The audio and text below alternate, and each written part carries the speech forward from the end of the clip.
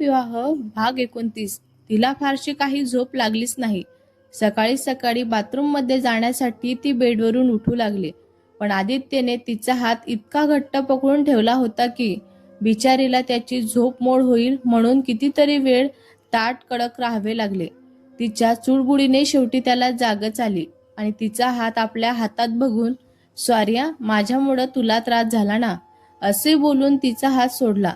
ती मानेनेच नाही बोलून आता फ्रेश व्हायला निघून गेली. आदित्यला आज खूप हलकं हलकं वाटत होतं.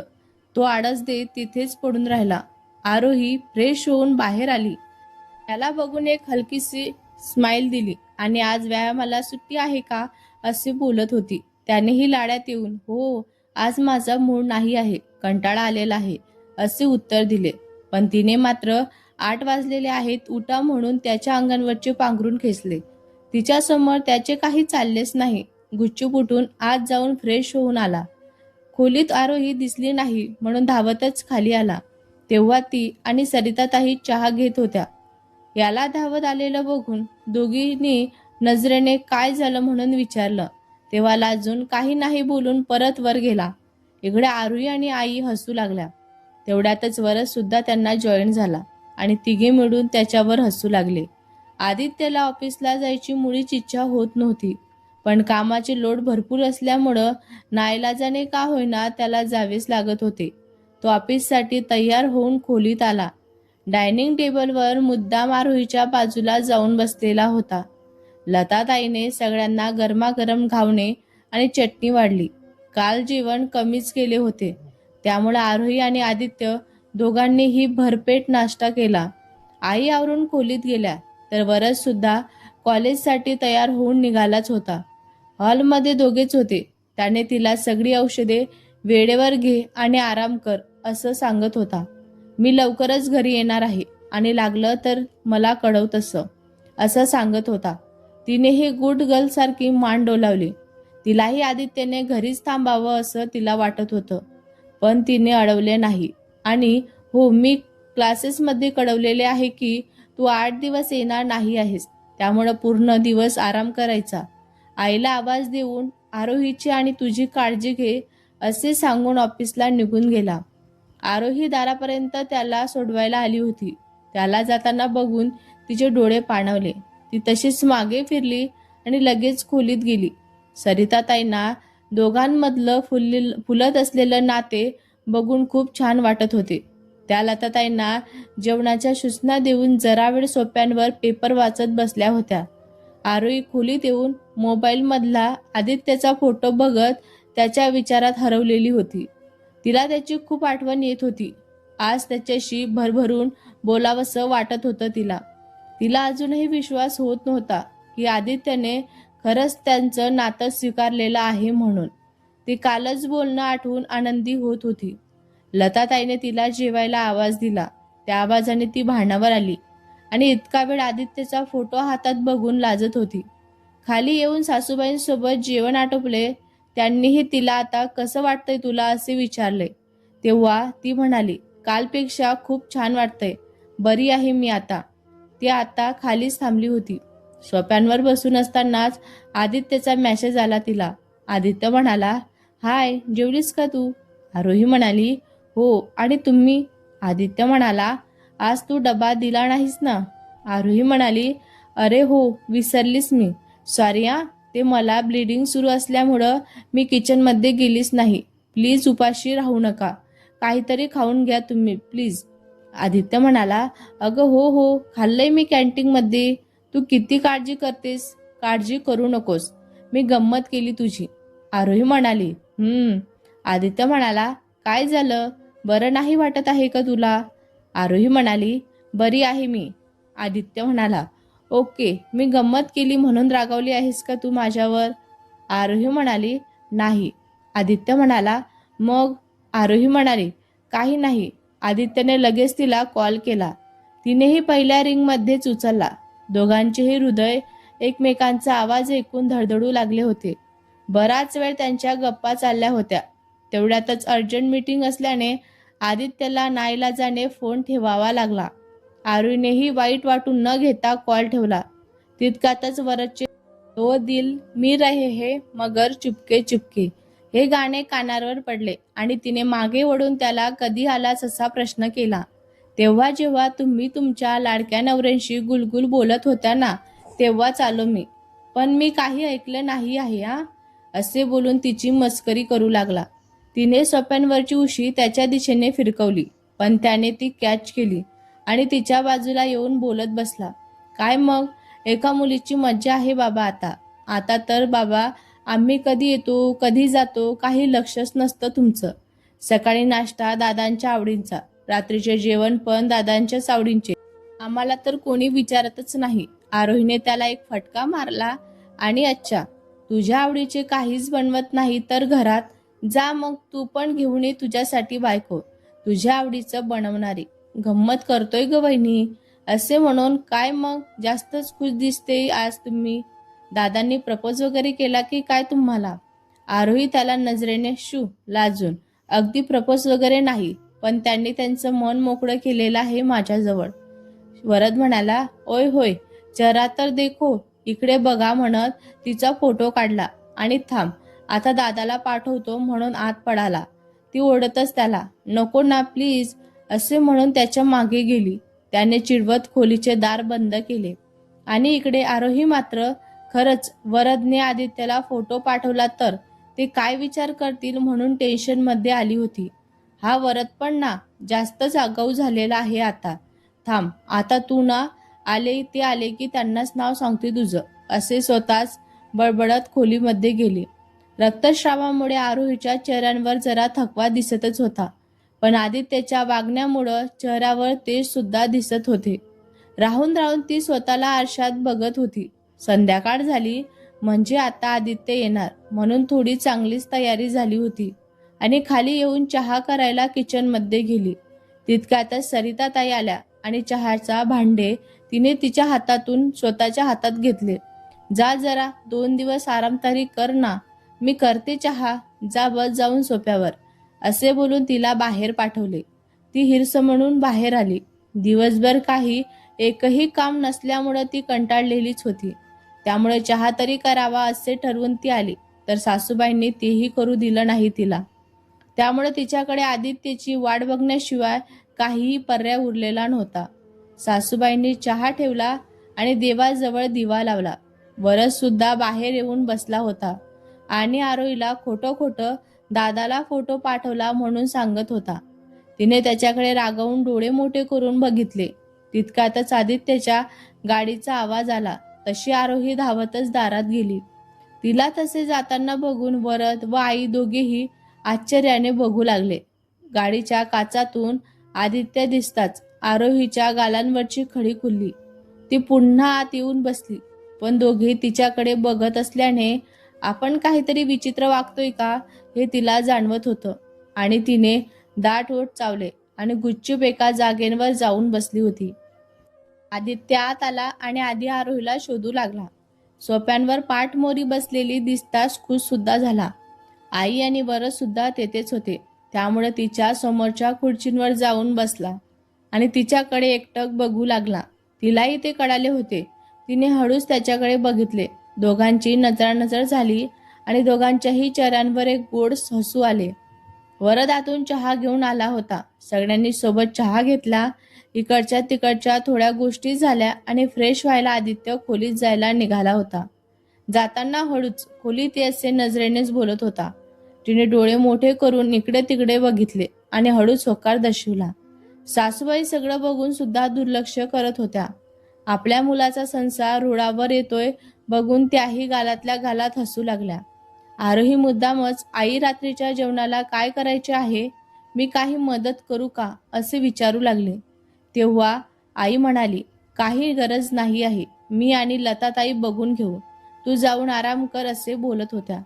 आरोहीलाही कधी खोलीत जाते असे झालेलेच होते. त्यामुळं बरं आई, असे बोलून लगेच खोलीत आली. इकडं साहेब फ्रेश होऊन परफ्यूम मारून गाणे गुणगुणत तयारच होते. आरोहीने दारांवर टकटक केली तसा मुद्दाम तो कोण आहे असे विचारू लागला. आरोही बिचारी मी आहे असे अगदी हळू आवाजात बोलत होती. त्यावर पुन्हा मी कोण असे विचारले असता आरोही रागाने कुणी नाही, जाते मी परत असे बोलली. तेव्हा आदित्यने लगेच जाऊन दार उघडले आणि कान पकडून माफी मागितली. तीही मुद्दाम राग आल्याचं दाखवतच त्याच्याकडे न बघता आतच आली. खोलीत तर आली, पण आता काय करायचं तिला कळत नव्हतं. दिवसभर त्याच्याशी बोलायची इतकी इच्छा होत होती आणि आता तिला शब्द सुचत नव्हते. ती शांत काय बोलू हा विचार करत बसलेली होती आणि आदित्य तिला आरशात बघून हसत होता. थोडा वेळ झाल्यानंतर आरोही म्हणाली, ऐका ना. आदित्य म्हणाला, हा बोल ना. आरोही म्हणाली, तो वरदने तुम्हाला फोटो पाठवला तो डिलीट करा ना. तो वेडाच आहे. असाच आम्ही बोलत असताना फोटो काढून तुम्हाला पाठवला. आदित्य म्हणाला, त्याला कुठला फोटो? आलेला नव्हता, त्यामुळे विचारतच होता तो. काय? कोणता फोटो पाठवला त्याने मला? मला काही कळालं नाही तू काय बोलत आहेस ते. आरोही म्हणाली, काही नाही, पण नका ना, करा ना तुम्ही डिलीट. आदित्य म्हणाला, पण चांगला फोटो आहे की. आरोही म्हणाला, दाखवा तुम्ही तुमचा मोबाईल. आदित्य म्हणाला, आता फसणार म्हणून कुठल्या तरी एक फोटो तिला दाखवतो. आरोही म्हणाले, हा फोटो पाठवला त्याने. आदित्य म्हणाला, हो का ग, छान आहे ना. एका मांजरीचा फोटो होता तो. आरोही म्हणाली, नाही, दुसरा बघा. आदित्य म्हणाला, नाही ग, हाच पाठवला त्याने मला. आरोही म्हणाली, अच्छा ठीक आहे, मला वाटलं माझाच आहे. आदित्य म्हणाला, काय तुझा काय? आरोही म्हणाली, नाही काही नाही असे बोलून गुपचूप बसली.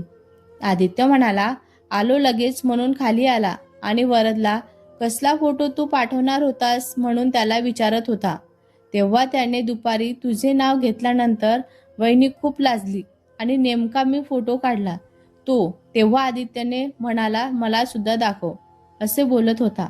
नो वे, आधी मी जे मागणार ते द्यायचं प्रॉमिस तू करायचं, मगच मी तुला तो देणार आहे फोटो. आदित्यने त्याचा मोबाईल खेचण्याचा प्रयत्न केला, पण त्याला काही जमलेच नाही. आदित्य तो फोटो बघण्यासाठी खूप आतुर झालेला होता.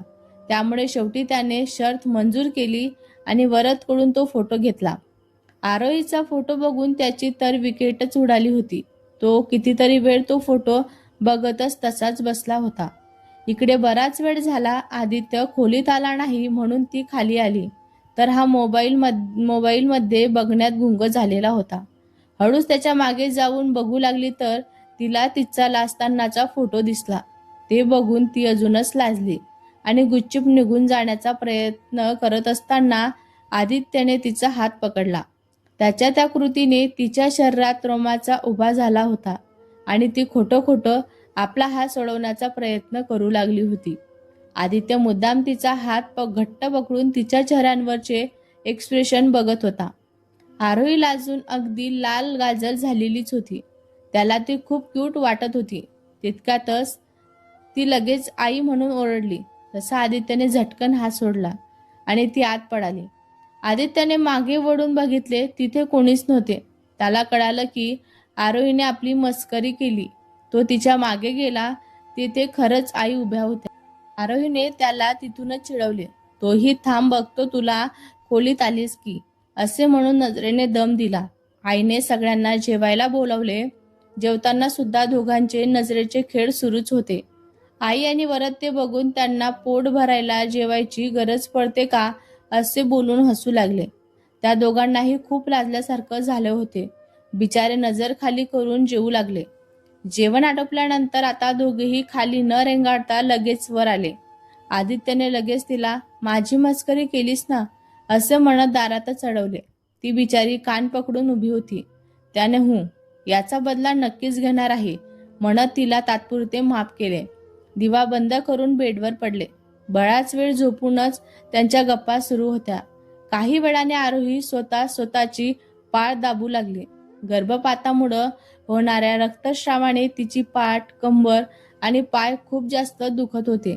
ते बघून आदित्यने थांब, मी तुला मलम लावून देते असा म्हणाला होता, पण आरोहीने नकार दिला. आदित्यने तिचे काहीही न ऐकले आणि तिला जबरदस्ती क्रीम लावू लागला. त्याच्या प्रेमळ स्पर्शाने तिला गुदगुल्या जाणवत होत्या, पण अचानक तिला रडू सुद्धा आले. आदित्यने विचारले, काय झाले तुला? खूप दुखतंय का असे विचारले. तेव्हा आरोही म्हणाली, नाही म्हणून ती आणखीन रडू लागली. आदित्यने विचारले, तू का रडत आहेस असे विचारले तेव्हा ती बोलली की लहानपणी जेव्हा पहिल्यांदा माझी पाळी आली होती तेव्हा मला खूप त्रास झाला होता. माझ्याजवळ कुणीच नव्हतं. मी रात्रभर एकटीच तळमळत होती. तेव्हा मला अशा प्रेमळ स्पर्शाची खूप गरज होती, पण माझ्या नशिबात नव्हते ते. मग दर महिन्याला तो त्रास व्हायचाच मला. पण हळूहळू मी शरीराला सवय करून घेतली आणि दुखण्याकडे दुर्लक्ष करायला शिकली. पण काकू जेव्हा तिच्या मुलीची पाळी आली की कंबर दाबून द्यायची तेव्हा खूप रडू यायचं मला. आणि आज तुम्ही इतक्या प्रेमाने माझी पाठ दाबून देताय ना, मला खूप भरून येतंय. Thank you so much. इतके बोलून त्याच्याकडे वळाली तर आता आदित्यही तिला रडताना दिसला होता. तिने त्याला विचारलं, तुम्ही का रडताय असे विचारत होती. तेव्हा आदित्य हुंदका दाबून, आरोही, मी खरंच खूप वाईट आहे ग. तू लहानपणापासून इतका त्रास सहन केलास आणि मी सुद्धा तुला लग्न झाल्यावर तुला किती त्रास दिला ना. आय एम व्हेरी सॉरी आरोही असे म्हणून तिची माफी मागू लागला.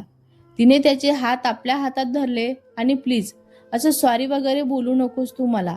मलाही नाही वाईट वाटत. मला सवय झालेली आहे या सगळ्यांची असे ती बोलली. मला सवय आहे सगळ्यांची. तिचे हे वाक्य तर त्याच्या खूपच जिवारी लागलं होतं. त्याने तिला का सहन केलंस तू एवढं एवढं सहन करायची काय गरज होती आणि अजूनही का करत होतीस तू असे द्वेषाने तिला विचारू लागला. तिने उपहासाने हसून त्याला सांगू लागली, ज्याच्या आयुष्यात फक्त अंधारच आहे ना, त्याला सूर्य उगवला काय आणि मावळला काय याचा काहीच फरक पडत नाही. तसेच मला सुद्धा कुठल्याच गोष्टीचा फरक पडत नाही. मी फक्त शरीराने जिवंत होती. मनाने मात्र माझ्या संवेदना कधीच मारून टाकलेल्या होत्या मी. पण तुमच्याशी लग्न जुळल्यानंतर मात्र मनाने कच्च खाल्ली आणि आशेचा किरण दिसू लागला. मन पुन्हा जिवंत होऊ लागलं आणि तिथे ही मी तुमचा घात केला. हो ना. आरोहीचे अर्धवट बोलणे तोडत आदित्य बोलला. ती शांत बसली. तेव्हा आदित्य तिला म्हणाला, माझे हे दुसरं लग्न आहे हे तुला माहिती असून सुद्धा तू माझ्याशी लग्नाला का तयार झालीस. आरोही पुन्हा उपहासात्मक हसून, तो सोडा तो विषय आता. आदित्य म्हणाला, नाही मला ऐकायचंच आहे. का बरं तू लग्नाला होकार दिला. आरोही म्हणाली, पाठीमागे टेकून बसत. कुणाला माहित होतं तुमचं दुसरं लग्न आहे हे म्हणून. आदित्य म्हणाला, म्हणजे मी तुमच्या घरच्यांना स्पष्ट सांगितलेलं होतं की माझं दुसरं लग्न आहे म्हणून आणि मुलीलाही याची कल्पना द्या. तिला मान्य असेल तरच तिला बाहेर घेऊन या, अन्यथा आम्ही जातो म्हणून. आरोही म्हणाली, नसीब कसं असतं ना, मध्ये मध्ये थांबतच. कुणासाठी वाढलेलं ताट कुणासमोर आणून ठेवतं. आदित्य म्हणाला, मला समजलं असं बोल प्लीज. आरोही म्हणाली, खरं तर तुम्ही ज्या मुलीला बघायला आलेले होते ना, ती मी नव्हतीच. माझी चुलत बहीण पालवी साठी तुमचे स्थळ काकूंनी बघितलेले होते. पण ज्या क्षणी तुम्ही तुमच्या पहिल्या लग्नांबद्दल त्यांना सांगितले ना, तेव्हा घरच्याची इज्जत वाचवण्यासाठी आणि माझ्या आयुष्याचं अजून वाटोळं कसं करता येईल या हेतूने शिताफीने माझ्या काकूने मला गोड गोड बोलून कसलीही कल्पना न देता तुमच्या समोर उभे केले. मला काहीही समजायच्या आत माझं लग्न ठरवून मोकळी सुद्धा झाली. मी सुद्धा तिच्या गोड बोलायला फसली आणि तुमच्याशी लग्नाला उभी झाली. माझे मत विचारायची कुणी कधीच तकस्ती केली नाही. ते अनपेक्षितच नव्हतं. मुळात मला फक्त सांगितलं जायचं की तुला हे करायचं आहे, हे तू केलंच पाहिजे आणि मी सुद्धा मान डोलवून मुकाट्याने ते करायची. लग्नाच्या बाबतीत सुद्धा तेच घडलं. आदित्य हे सगळं ऐकून शॉकच झाला. त्याला काय बोलावं काही सुचेनासच झालं. तरीही पण त्या असं कसं करू शकतात ना. आरोही म्हणाली, असतात असे काही लोक. तुम्ही जास्त विचार करू नका. आदित्य म्हणाला, अगं पण तू कुणाला काहीच का बोलली नाहीस. आरोही म्हणाली, काही बोलायला मला काही माहिती तर हवं ना. आदित्य म्हणाला, म्हणजे तुला कळालंच नाही शेवटपर्यंत. आरोही म्हणाली, मुळीच नाही. ज्या दिवशी तुम्ही माझ्याशी बोललात ना त्या रात्री मला त्याच रात्री पहिल्यांदा कळालं की हे तुमचं दुसरं लग्न आहे म्हणून. मला सुद्धा खूप वाईट वाटलं त्या दिवशी. आदित्य म्हणाला, काय. आरोही म्हणाली, हो, आणि म्हणूनच जे आहे ते मी स्वीकारलं. कारण परतीचे दरवाजे माझ्यासाठी कधीचेच बंद झालेले होते.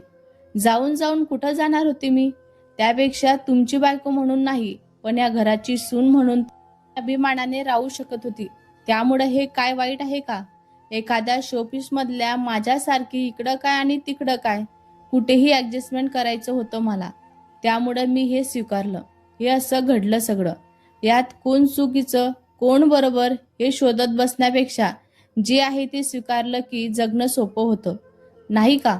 यावर आदित्य काहीच बोलू शकला नाही. तोही हे सगळं ऐकून सुन्न झाला होता आणि आरोही समोर स्वतःला अगदी लहान समजू लागला होता. देवाने हिच्यावर किती अन्याय केलेला आहे, त्यामुळं त्याचा राग त्याला येत होता. पण आपण स्वतःही तिच्याशी तसंच वागलो हे जाणून तो स्वतःवरही चिडतच होता. तिच्या पायाशी बसून तो तिची माफी मागू लागला. तिने पटकन उठून त्याला आपल्या जवळ घेतले आणि इट्स ओके असे बोलून त्याला आता पुन्हा माफी मागितली. तर मी खरंच रागावले असे दम दिला. भेटूया पुढच्या भागात. हा भाग तुम्हाला कसा वाटला कमेंट करून नक्की सांगा. व्हिडिओ आवडल्यास लाईक करा, शेअर करा. नवीन असाल तर चॅनलला सबस्क्राईब करा. धन्यवाद.